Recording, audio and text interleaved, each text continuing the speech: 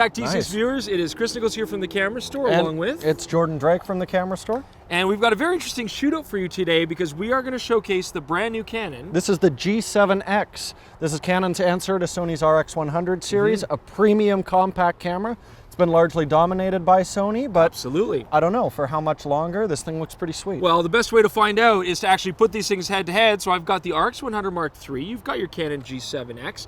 We're looking at basically very similar 20 megapixel 1-inch sensors at the heart. Yeah, similar lens range, exactly. Bright lenses, big sensors, small cameras. Let's see what they can do.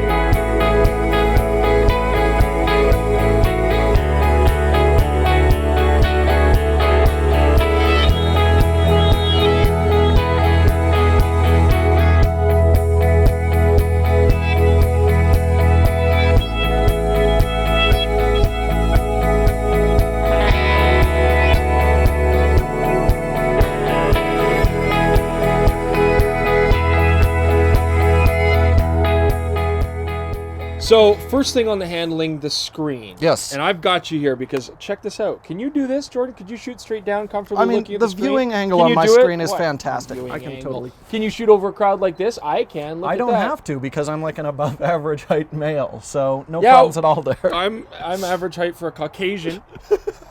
So, I got a touch screen, which is actually pretty sweet I for don't focusing. have the touch screen, and you know I do like it. But look at this. Ah, selfie. Selfie. I can selfie up a storm, That's too. all your screen does, though. So? Majestic. I don't know. I mean, I'm going to need this because, as you're well aware, I am part of, like, the hip generation. I have recently become a Twitterer. Yeah. I, too, am part of the hip generation. Oh, fantastic. Yeah, we are both both on Twitter. on Well, then the selfie Twitter. screen is going to be important. Exactly. We're all selfie cool now, so you guys can even get a hold of us on Twitter, and you can talk to us directly if you want to. So while we're still on the topic of handling, my camera is, by the way, so much better than yours for so many other reasons, too. For example, customizability. Okay. I love the function button on the back. I can go in here and set whatever I want. What does the Canon G7X do? And it's nice. I've got a little ring function button. I can customize what that front ring does. Right. That's it. Yeah, that's it. Yeah. Let's talk about the front ring while we're on that, because I love this front ring. It's smooth. Right. It's great for changing aperture, shutter speed, ISO, or manual focus. See, I totally disagree in terms of changing aperture. I really like, especially when I'm taking pictures, being able to feel those different stops. And this has a nice clicky wheel on it. Clicky wheel is the key. Are you using a disposable film camera there, Jordan? I mean, I have to agree, it's definitely not subtle. Like if I was shooting like a street scene and I didn't want anyone to know I was there and I walked over and started doing that in front of people, I think it would be pretty obvious exactly what's going on. They think you're winding on a frame on a disposable film camera. It's very much like a Kodak Instamatic, no question. I mean, it's ridiculous. Just to prove how terrible that is. Yeah, I agree with you. It's nice to have the click stops for aperture and shutter speed. But what about manual focusing? Let's try manually focusing right now. Now, again, I can go here, again, with my handy function button, easily click over to manual focus. Oh, it's 2 taps and I'm in manual focus. Yeah, but okay, look, I can focus from close up to infinity so quickly, so quietly, so smoothly. Let's listen to yours. Okay, I'm going to go from macro. Yeah. Okay, to infinity.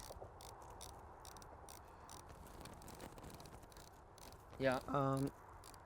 Yeah, no, it's not quite there yet. I'm getting peaking. There we go, peaking on the sky. I don't understand why they'd even do that. It boggles my mind why they would destroy it that badly. I don't know why they wouldn't speed up that manual focus. Like, it's crazy on this thing. But again, that's Canon making decisions, and it doesn't end there. Okay, what else you got? I mean, you may certainly have a little better front dial on it, but I've got to say my back dial is fantastic. It's got nice smooth stops on it, but it doesn't make any noise. Yours from the first RX100 has been one of the worst dials I've ever used on any camera. It's sloppy, it feels like you're totally unconnected. It's awful. You're right, but check this out. Oh, the viewfinder, you just don't have it. It's one of the greatest features on this camera. It tops off this camera as just such a well-handling, well-designed package for photography. I mean, I've seen you in a lot of videos with compact cameras, and you don't use the viewfinder that much. Yeah, but because I do use the viewfinder constantly, and that makes me so envious, especially in this kind of light. Thank you. I only do this one-handed because I'm so badass and it looks cool. Also, while we're on the topic of who's looking cooler, I noticed that you're sitting very cross-legged, very demure, mostly because you ripped your pants getting up on this rock. It was not my decision to shoot on the rock, so... Yeah. Chris is up ahead there, and, you know, he's winning a few of these competitions here, but if the internet, and especially forums, have taught me anything, it's that it's not the camera, it's the photographer. So I just have to take nicer pictures than him. And since there's no puddles out here today, that should be pretty easy to do. All right, so this is a good time to do an autofocus test. Of course, the light's getting really low, so this will push the cameras to their limit. Yep. Let's focus close on the rock, far to the horizon. Close on the rock, far to the horizon. I think I've got this one as well. I mean, I haven't used a power shot in a while, but for the longest time they were always known as the fastest focusing compact. So let's give it a try and see if this holds up that legacy. Yeah, but keep in mind that recently they've been known as like the slowest cameras in the market for autofocus. Here we go. Bam, bam. Oh yeah. Not so good? Not great. Oh, it lost it there. Yeah, I don't get it. You know, they won it in the 80s. That's what made them so famous. And now they just cannot seem to keep up. Weird. So another win for me. This is not going well. I almost feel bad for you. I didn't know you were capable of empathy. I care strongly about video, as you're do. well aware. Yes, you do. And I really want to say Canon's finally made some nice strides here.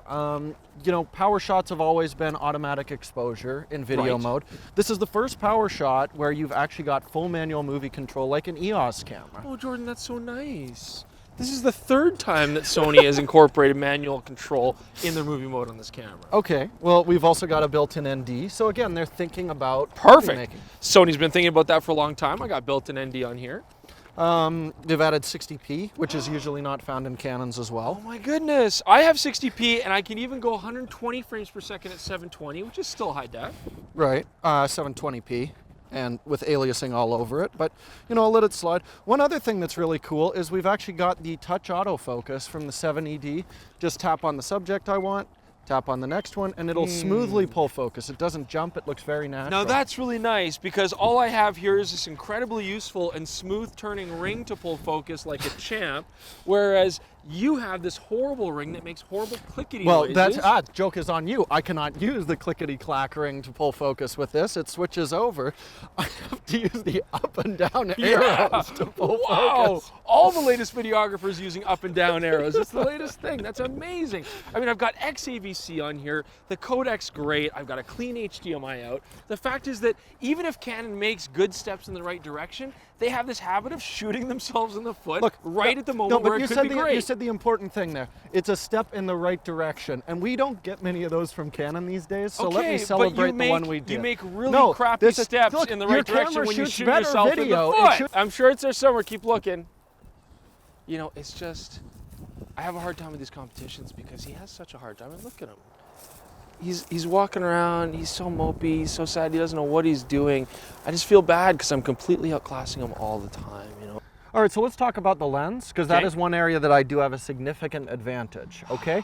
Now, we both have 1.8 to 2.8 lenses. Yes, exactly the same. But mine is a 24 to 100. It goes longer, and more importantly, it actually gets darker quite a bit slower than your lens does. So unless we're shooting right at the wide angle, I've almost always got a brighter maximum aperture than you, and that makes a big difference when the light's going down like it is now. For sure, okay, I'm gonna give you that. You've got the bigger range, but it's also about image quality and sharpness. Totally. We've just done our res test here. We're shooting two photos the same way on the rock, and looking at my photo, what did you think when you saw it? Well, I mean, we're shooting these where the lenses will be great, f4.